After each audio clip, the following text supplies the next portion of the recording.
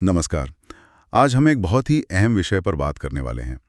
हमारे पास एक YouTube video का ट्रांसक्रिप्ट है और ये खास तौर पर UGC नेट शिक्षा पेपर 2 के लिए करिकुलम स्टडीज यानी पाठ्यक्रम अध्ययन पर है। जी। देखने में तो ये स्रोत काफ़ी अकादमिक लग रहा है। मतलब साफ है कि ये UGC नेट की तैयारी करने वालों या फिर जो लोग शिक्षा के क्षेत्र में गहरी रुचि रखते हैं उनके लिए बनाया गया है। बिल्कुल। तो आज हमारी कोशिश रहेगी कि इसमें जो भी ज़रूरी बातें हैं, जो गहरी समझ है, उसे हम निकालें और वो भी बिल्कुल आसान शब्दों में। हाँ, कोशिश यही रहेगी कि करिकुलम असल में है क्या, कैसे बनता है, इसके अलग अलग प्रकार कौन से हैं, इन सब पर जो स्रोत की मुख्य बातें हैं उन्हें पकड़ें। एक तरह से इस जटिल विषय का सार निकालें।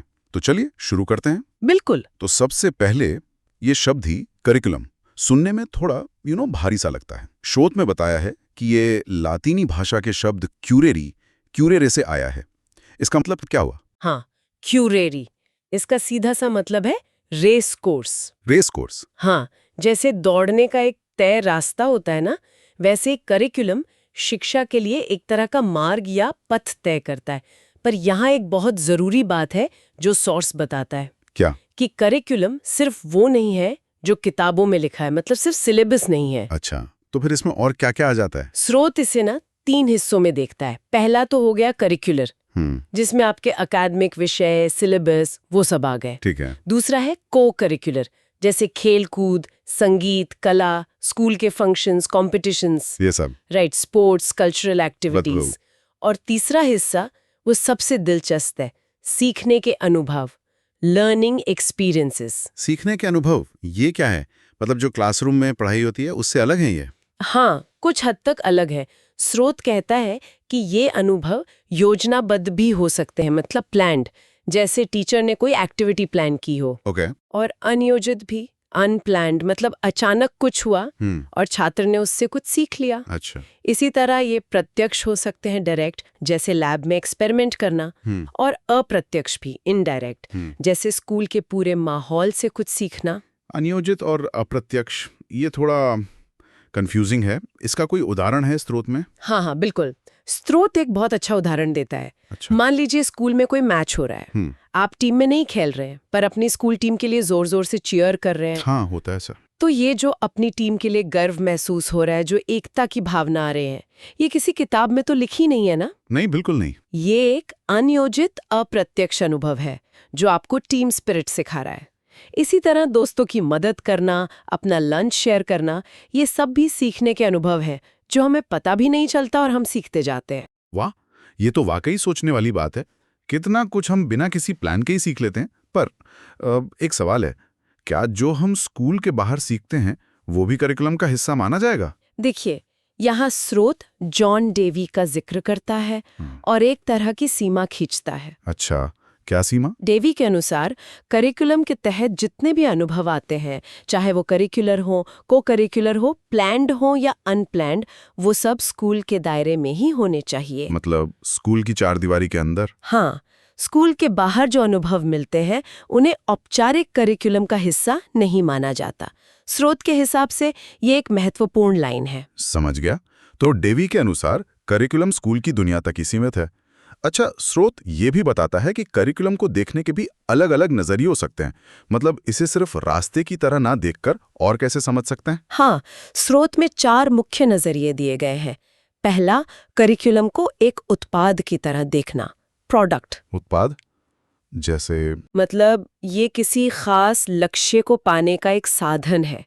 जैसे यूजीसी नेट का सिलेबस वो परीक्षा पास करने का उत्पाद है। ठीक है, प्रोडक्ट। और दूसरा नजरिया है इसे कार्यक्रम की तरह देखना, प्रोग्राम, एक पूरी तरह से प्लान की हुई व्यवस्थित योजना, जैसे स्कूल का टाइम टेबल या सिलेबस की बुकलेट जो मिलती है। ओके, उत्पाद और कार्यक्रम। और बाकी दो क्या है? तीसरा है इसे इच्छित सीखने के परिणाम के तौर पर देखना, इंटेंडेड लर्निंग आउटकम्स। मतलब हम चाहते क्या हैं कि छात्र इस करिकुलम से आखिर में क्या सीखें या क्या कर पाएं, ये हमारे लक्ष्य हो गए। लक्ष्य। और चौथा? चौथा है नियोजित सीखने का अनुभव, प्लान्ड लर्नर एक्सपीरियंस। ये वो अनुभव है जिन्हें टीचर सोच समझकर डिजाइन करते हैं छात्रों के लिए। एक मिनट, ये इच्छित सीखने के परिणाम और नियोजित सीखने का अनुभव, ये सुनने में काफी मिलते जुलते लग रहे हैं। क्या इनमें कोई खास फर्क है? शोध कुछ बताता है? हाँ, बारीक सा फर्क है। देखिए, इच्छित परिणाम वो मंजिल है जहां पहुंचना है, लक्ष्य ठीक है। है। साधन? अच्छा, एक क्या है और दूसरा कैसे। बिल्कुल। एक क्या पाना है पर फोकस करता है, दूसरा कैसे पाना है पर। ओके, ये स्पष्ट हुआ। तो ये तो हुए करिकुलम को देखने के नजरिए। लेकिन जब कोई करिकुलम बनाता है तो उसके पीछे की सोच क्या होती है? मतलब फोकस किस पर होता है? क्या स्रोत कुछ मुख्य अप्रोचेस या दृष्टिकोणों की बात करता है? हाँ, बिल्कुल। स्रोत 4 मुख्य दृष्टिकोण या अप्रोचेस बताता है। पहला है व्यवहारवादी तर्क संगत, बिहेवियरल रैशनल। व्यवहारवादी तर्क संगत, या इसका क्या मतलब है? इसका जोर इस बात पर होता है कि छात्रों के व्यवहार में ऐसे बदलाव लाए जाएं जिन्हें हम देख सकें, माप सकें। Observable changes. जैसे बच्चों को अच्छे मैनर्स सिखाना और उसका तर्क भी देना कि क्यों जरूरी है। तो यहाँ व्यवहार और उसके पीछे का कारण दोनों महत्वपूर्ण है। यानी फोकस व्यवहार बदलने पर है जिसे देखा जा सके। और दूसरा अप्रोच, दूसरा है सिस्टम मैनेजरियल। सिस्टम मैनेजरियल ये अप्रोच पूरी तरह से योजनाबद्ध, व्यवस्थित तरीके से काम करने पर बल देता है, स्टेप बाय स्टेप, जैसे किसी कंपनी का मैनेजमेंट काम करता है। अच्छा, मैनेजमेंट जैसा। हाँ, इसमें संसाधनों का सही प्रबंधन बहुत अहम होता है। मानव संसाधन, भौतिक, वित्तीय, सबका एक पूरी प्रक्रिया पर जोर रहता है। तो एक व्यवहार पर केंद्रित है, दूसरा मैनेजमेंट और प्रक्रिया पर। क्या बाकी दो इनसे एकदम अलग है? हाँ, काफी अलग है। तीसरा है बौद्धिक अकादमिक, इंटेलेक्चुअल एकेडमिक। यहाँ सारा ध्यान ज्ञान बढ़ाने पर है। अकादमिक विषय पढ़ना, बौद्धिक कौशल विकसित करना, ज्ञान अपने आप में महत्वपूर्ण माना जाता है। नॉलेज और स्किल्स पर फोकस, ठीक है। और चौथा? चौथा है मानवतावादी सौंदर्यात्मक, ह्यूमैनिस्टिक एस्थेटिक। ये पूरी तरह से छात्र पर केंद्रित है। छात्र पर कैसे? उसकी आत्मखोज, सेल्फ डिस्कवरी, उसका व्यक्तिगत विकास, इन सब बातों पर जोर होता है। छात्र कैसा महसूस कर रहा है, वो कैसे सीखना चाहता है, ये सब महत्वपूर्ण हो जाता है। तो ये चारों अप्रोच तो बिल्कुल अलग अलग फिलॉसफी पट्टी के लगते हैं। एक ज्ञान को सबसे ऊपर रखता है, दूसरा छात्र की भावनाओं और ज़रूरतों को। अच्छा, अब इतने सारे अप्रोच हैं, तो एक अच्छा करिकुलम बनाने के लिए किन बातों का ध्यान रखना चाहिए? क्या स्रोत कुछ बुनियादी सिद्धांत या प्रिंसिपल्स बताता है? हाँ, स्रोत कई महत्वपूर्ण सिद्धांतों की बात करता है, बहुत जरूरी है ये। जैसे बाल केंद्रता, चाइल्ड सेंटर्डनेस। मतलब बच्चे को केंद्र में रखना। बिल्कुल। करिकुलम बच्चे की उम्र, उसकी रुचि, उसकी क्षमता के अनुसार हो। फिर है समुदाय केंद्रता, कम्युनिटी सेंटर्डनेस, यानी करिकुलम समाज की जरूरतों से भी जुड़ा हो। फिर गतिविधि केंद्रता, एक्टिविटी सेंटर्डनेस। ये जॉन डेवी वाली बात है, करके सीखना। छात्र एक्टिविटी के जरिए सीखें। हाँ, लर्निंग बाय डूइंग, ये तो सुना है। और कौन से सिद्धांत अहम हैं? और भी हैं, जैसे पर्यावरण केंद्रिता, एनवायरमेंटल सेंटर्डनेस। इसमें जीवन कौशल, लाइफ स्किल्स और पर्यावरण के प्रति जागरूकता शामिल हो। फिर लचीलापन, फ्लेक्सिबिलिटी। लचीलापन मतलब करिकुलम एकदम कठोर ना हो, उसमें बदलाव की गुंजाइश हो, छात्रों को अलग अलग विषय चुनने का मौका मिले, मल्टी डिसिप्लिनरी अप्रोच। अच्छा। फिर विविधता, वैरायटी, सीखने के कई तरह के विकल्प मौजूद हों। एकीकरण, इंटीग्रेशन, ये बहुत दिलचस्प सिद्धांत है। हाँ, ये एकीकरण या इंटीग्रेशन, इसका मतलब क्या? सिर्फ अलग अलग सब्जेक्ट्स को मिला देना है या कुछ और भी गहरा है इसमें? इसका मतलब दोनों है। एक तो ये कि विभिन्न विषयों को आपस में जोड़ा जाए ताकि ज्ञान बिखरा हुआ न लगे। और दूसरा, जो शायद ज्यादा महत्वपूर्ण है, कि जो भी बातें सीखी जा रही हैं उन्हें छात्र के जीवन से जोड़ा जाए ताकि वो सिर्फ किताबी ज्ञान न रह जाए। सही बात है। इसके अलावा उपयोगिता का सिद्धांत है, यूटिलिटी, जो पढ़ाया जाए वो जीवन में काम भी आए। और रुचि, इंटरेस्ट, करिकुलम ऐसा हो जो छात्र की रुचि जगाए रखे। तो ये सब सिद्धांत मिलकर एक अच्छा, संतुलित और प्रभावी करिकुलम बनाते हैं। सिद्धांत तो समझ आ गए। बाल केंद्रित, समुदाय केंद्रित, गतिविधि केंद्रित, लचीलापन, एकीकरण, काफी सारे हैं। पर क्या करिकुलम हमेशा एक जैसा ही होता है? मतलब जो लिखा है बस वही? स्रोत कितने तरह की करिकुलम की बात करता है? स्रोत मुख्य रूप से 3 प्रकार बताता है और एक चौथे पर थोड़ा स्पष्टीकरण देता है। पहला है स्पष्ट करिकुलम, एक्सप्लिसिट या रिटन या ओवर्ट। स्पष्ट। हाँ, ये वो है जो लिखित रूप में है, ऑफिशियल है, जैसे यूजीसी का सिलेबस उनकी वेबसाइट पर दिया होता है, ये सबको पता होता है, खुला होता है। ये तो सीधा है, समझ आ गया। लेकिन आपने 3 कहे थे। हाँ, दूसरा है छिपा हुआ करिकुलम, हिडन या इम्प्लिसिट या कोवर्ट। ये बहुत मजेदार है। छिपा हुआ करिकुलम, हिडन करिकुलम, ये क्या होता है? मतलब जो लिखा नहीं है? मतलब जो लिखा नहीं वो भी पढ़ाया जा रहा है एक तरह से। क्या स्रोत इसके कुछ उदाहरण देता है? ये जानना चाहूंगा मैं। हाँ बिल्कुल, स्रोत बताता है जैसे बड़ों का सम्मान करना सीखना, लड़का लड़की में भेद न करना, जेंडर इक्वालिटी, दोस्तों के साथ चीजें शेयर करना, एक दूसरे का ख्याल रखना, हाँ, शेयरिंग केयरिंग, देश के प्रति प्रेम की भावना, देशभक्ति, ये सब अक्सर इसी छिपे हुए करिकुलम से आता है। और ये बहुत शक्तिशाली हो सकता है, पॉजिटिव भी और कभी-कभी नेगेटिव भी। यकीनन इस पर तो ध्यान देना बहुत जरूरी है।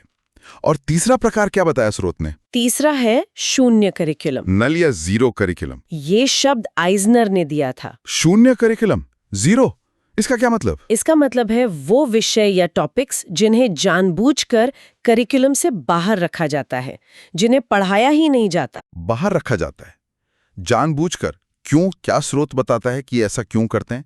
क्या ये हमेशा बुरी बात है? स्रोत इशारा करता है कि इसके 2 मुख्य कारण हो सकते हैं। या तो उन टॉपिक्स को पढ़ाने लायक महत्वपूर्ण नहीं समझा जाता, अच्छा, या फिर वो इतने विवादास्पद होते हैं, कंट्रोवर्शियल, जैसे कुछ धार्मिक या राजनीतिक मुद्दे, कि स्कूल उन पर होने वाली बहस से बचना चाहता है। तो ये जानबूझकर छोड़ना कभी जरूरी भी हो सकता है, पर कभी-कभी ये ज्ञान को सीमित भी कर सकता है। ये तो 2 धारी तलवार हो गई। अच्छा, और स्रोत अतिरिक्त पाठ्यक्रम यानी एक्स्ट्रा करिकुलर एक्टिविटीज के बारे में क्या कहता है? क्या वो भी एक प्रकार है करिकुलम का? नहीं, स्रोत उसे करिकुलम का अलग प्रकार नहीं मानता। स्रोत का कहना है कि ये गतिविधियां असल में को करिकुलर का ही हिस्सा हैं, जो करिकुलम के व्यापक दायरे में ही आ जाती हैं। ओके, तो मुख्य रूप से 3 प्रकार हुए: स्पष्ट, छिपा हुआ और शून्य। एक्सप्लिसिट, हिडन, नल। ठीक है, अब बात करते हैं कि करिकुलम की जो सामग्री है उसे कैसे डिजाइन किया जा सकता है।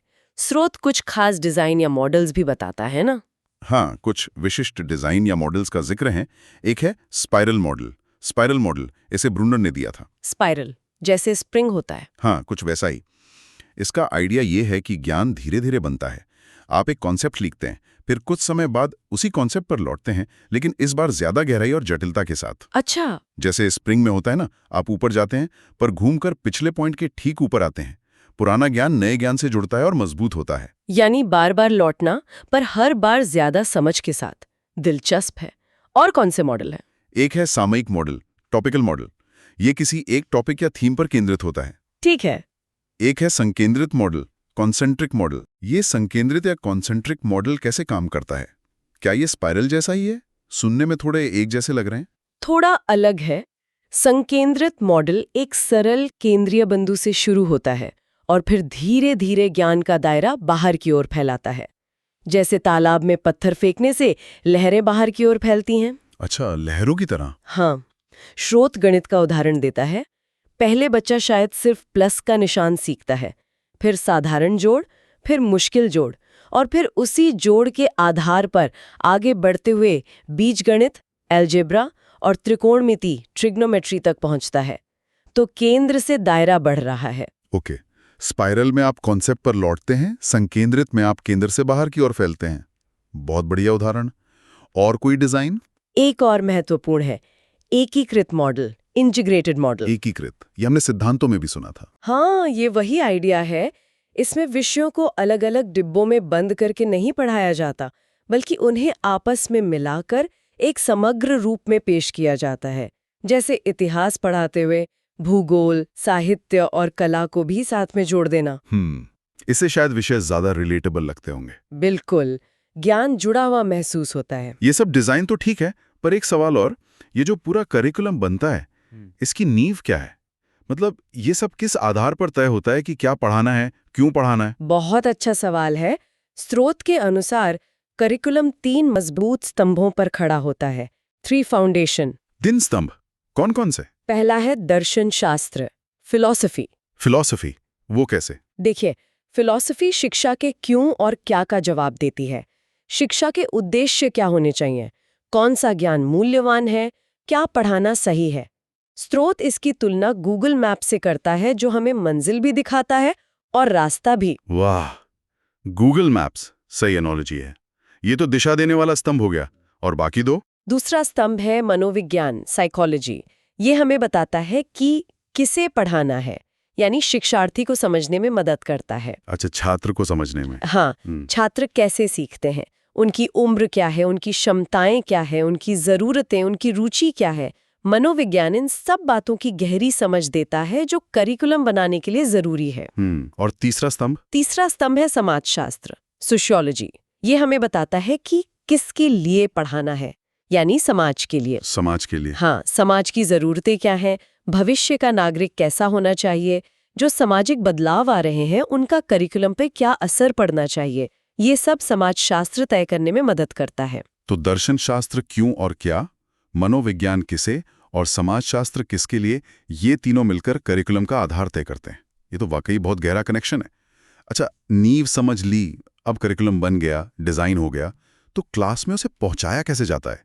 स्रोत इसे ट्रांजैक्शन कहता है ना? हाँ बिल्कुल, ट्रांजैक्शनल मतलब लेन देन, ज्ञान का आदान प्रदान। और स्रोत यहाँ एक आम गलतफहमी भी दूर करता है क्या? कि शिक्षक केंद्रित या टीचर सेंटर्ड कोई करिकुलम का प्रकार नहीं है। अच्छा, तो फिर वो क्या है? वो पढ़ाने का एक तरीका या रणनीति है, ट्रांजैक्शनल स्ट्रैटेजी। स्रोत 4 तरह की ट्रांजैक्शनल रणनीतियां बताता है। 4 तरह की? कौन कौन सी?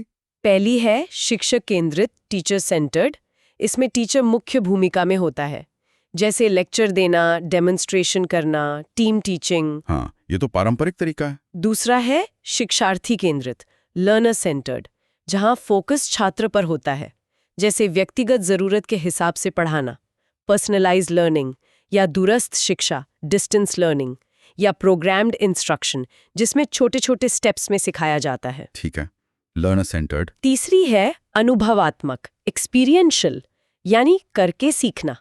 इसमें खोज, discovery, simulation, case study, role playing, ये सब आते हैं। Active learning. बिल्कुल। और चौथी है समूह केंद्रित, ग्रुप सेंटर्ड, जहां छात्र मिलकर सीखते हैं, जैसे cooperative learning, collaborative learning, group projects वगैरह। तो मतलब एक ही करिकुलम को पढ़ाने के कई तरीके हो सकते हैं। Teacher centred, learner centred, experiential, group centred. ये तो हुए पढ़ाने के तरीके। लेकिन करिकुलम बनता कैसे है?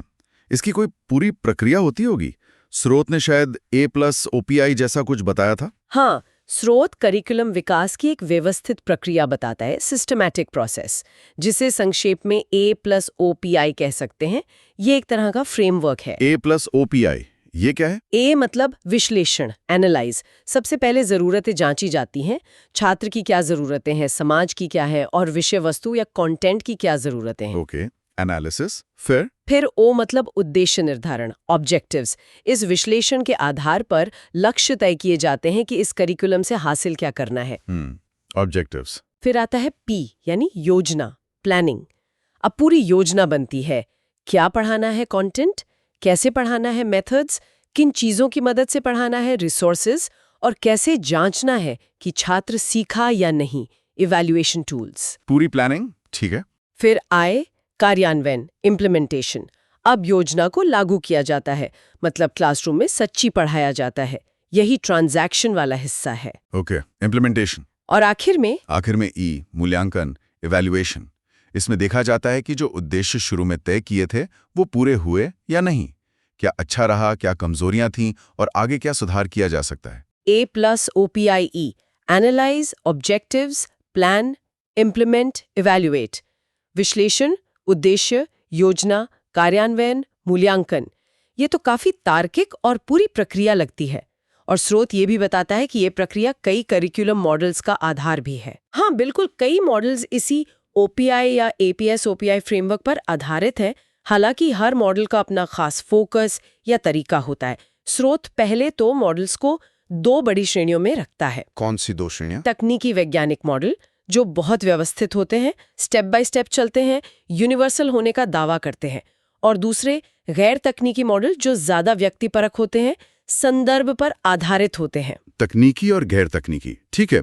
तो क्या आप कुछ मुख्य मॉडल्स और उनमें क्या खास बात है उस पर थोड़ी रोशनी डाल सकते हैं? क्योंकि स्रोत में कई मॉडल्स का जिक्र है और शायद सभी को याद रखना मुश्किल हो सकता है। हाँ, कुछ प्रमुख मॉडल्स को समझना जरूरी है। दो सबसे क्लासिक और एक तरह से विपरीत मॉडल है, टाइलर मॉडल और टाबा मॉडल। टाइलर और टाबा, इनमें क्या फर्क है? प्रशासक, विशेषज्ञ वगैरह तय करते हैं और फिर नीचे लागू होते हैं।